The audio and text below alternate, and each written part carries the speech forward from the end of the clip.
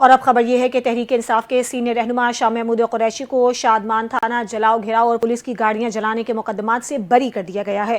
انسداد دہشت گردی عدالت نے 9 مئی کے دونوں کیسز کا فیصلہ سنا دیا۔ ڈاکٹر یاسمین راشد، میاں محمود الرشید، اعجاز چودھری اور عمر سرفراز شیمہ کو 10 سال قید کی سزا سنا دی گئی۔ تحریک انصاف کی خاتون رہنماؤں عالیہ حمزہ اور صنم جاوید کو 5 سال قید کی سزا سنائی گئی۔ تھانہ شادمان جلانے کے مقدمے میں 12 ملزمان کو بری کرنے کا حکم دیا گیا۔ ATC لاہور کے جج منظر علی گل نے کوٹ لکھپت جیل میں فیصلہ سنایا۔ تھانہ شادمان نظر آتش کیس میں 19 ملزمان کا ٹرائل مکمل کیا گیا۔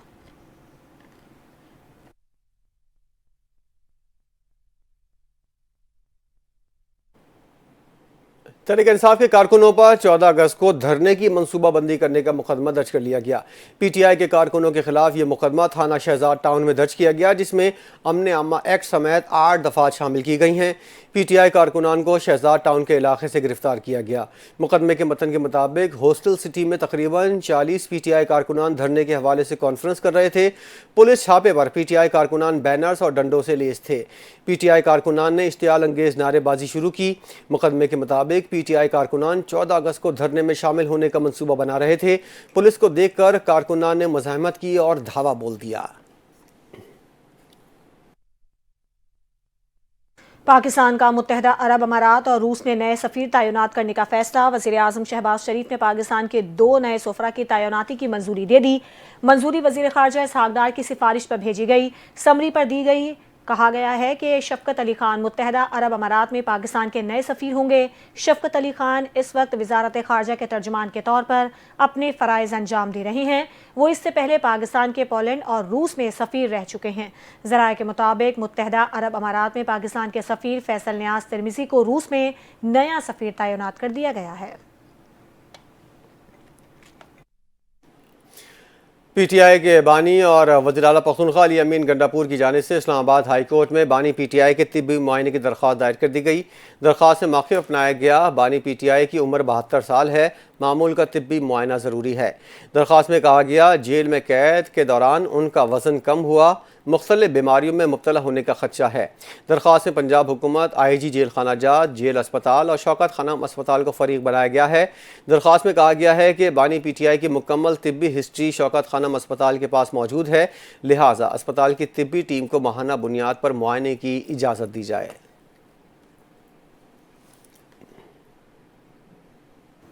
Chief justice Lahore high court miss Aliya Neelum نے PTI رہنما زرتاج گل کی اپیلوں پر سماعت سے انکار کرتے ہوئے انہیں پہلے پیش ہونے کا حکم دے دیا ہے۔ 9 مئی کے مقدمات میں 10 سال کی سزا کے فیصلے کے خلاف 3 اپیلوں پر چیف جسٹس عالیہ نیلم نے واضح کر دیا کہ جب تک اپیل کنندہ عدالت پیش نہیں ہوں گی سماعت نہیں کی جا سکتی۔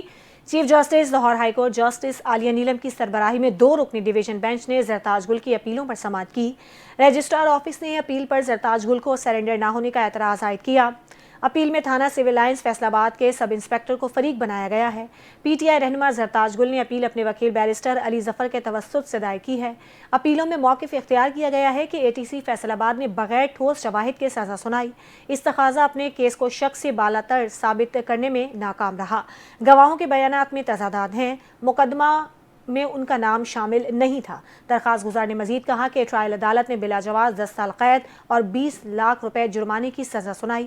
عدالت ATC فیصل آباد کے فیصلے کو کالعدم قرار دیتے ہوئے اپیل منظور کرے۔ چیف جسٹس نے زرتاج گل کو پیش ہونے کا حکم دیتے ہوئے کارروائی ملتوی کر دی۔ اقوام متحدہ میں پاکستانی مندوب عاصم افتخار کا کہنا ہے غزہ فلسطینیوں کا ہے اور ان کا ہی رہے گا۔ پاکستان غزہ پر قبضے کے اسرائیلی منصوبے کی شدید مخالفت کرتا ہے۔ غزہ پر قبضے کے اسرائیلی اعلان پر اقوام متحدہ کی سلامتی کونسل کا غیر معمولی اجلاس ہوا، جس میں اقوام متحدہ کے عہدیداروں، برطانوی، فرانسیسی اور دیگر ممالک نے غزہ پر اسرائیلی قبضے کو مزید خونریزی، تباہی اور انسانی المیہ کا موجب قرار دیا۔ اس کے علاوہ اسرائیل سے فوجی کارروائیاں روک کر غزہ امداد پر سے پابندیاں فوری ختم کرنے کا مطالبہ کیا گیا۔ پاکستانی مندوب نے کہا اسرائیل کا غزہ پر قبضے کا منصوبہ اشتعال انگیزی ہے۔ وزیراعظم نے اسرائیلی منصوبے کی مذمت کی ہے۔ غزہ میں جاری اسرائیلی مظالم فوری ختم ہونے چاہیے۔ غزہ میں نسل کشی روکنے کے لیے بین الاقوامی برادری کو کوششیں کرنی چاہیے۔ اقوام متحدہ میں امریکی مندوب نے سلامتی کونسل کے اجلاس کو غزہ میں امن کی امریکی کوششوں کو سبوتاژ کرنے کا اقدام قرار دیا ہے۔ सिंध हुकूमत ने कराची में 13 अगस्त को होने वाले अजीम शान म्यूजिकल शो के इंतजामात को हतमी शक्ल दे दी है। सीनियर सूबाई वजीर सिंध शर्जील इनाम मेमन की जेर सदारत डिप्टी कमिश्नर ईस्ट के दफ्तर में अहम इजलास हुआ। तकरीब की तैयारियों और इंतजामात का जायजा लिया गया। शर्जील इनाम मेमन ने हिदायत देते हुए कहा कि खुसूसी बच्चों के लिए खुसूसी इंतजामात किए जाएं ताकि उन्हें बराह रास्त नशिस्तों तक पहुँचाया जा सके। पीपल्स पार्टी की क़यादत वज़ीर आला सिंध और हम ज़ाती तौर पर चाहते हैं कि खुसूसी बच्चे ख़ास तौर पर इस जश्न का हिस्सा बने। खुसूसी बच्चे मुआशरे में खुसूसी तवज्जो के मुस्तहिक हैं। उन्हें भी ये महसूस हो कि ये मुल्क और ये जश्न उनका भी है। शर्जील इनाम मेमन ने सिक्योरिटी के तमाम तकाजे सख्ती से पूरे करने की हिदायत भी जारी कर दी। कहा कि रेंजर्स की ज़्यादा से ज़्यादा नफरी तैनात की जाए ताकि अवाम पुरअमन माहौल में जश्न आज़ादी की तकरीबात से लुत्फ़ अंदोज़ हो सकें। 13 अगस्त को होने वाला ग्रैंड शो अवाम के लिए सिंध हुकूमत की जानिब से यौम आज़ादी का एक तोहफ़ा है।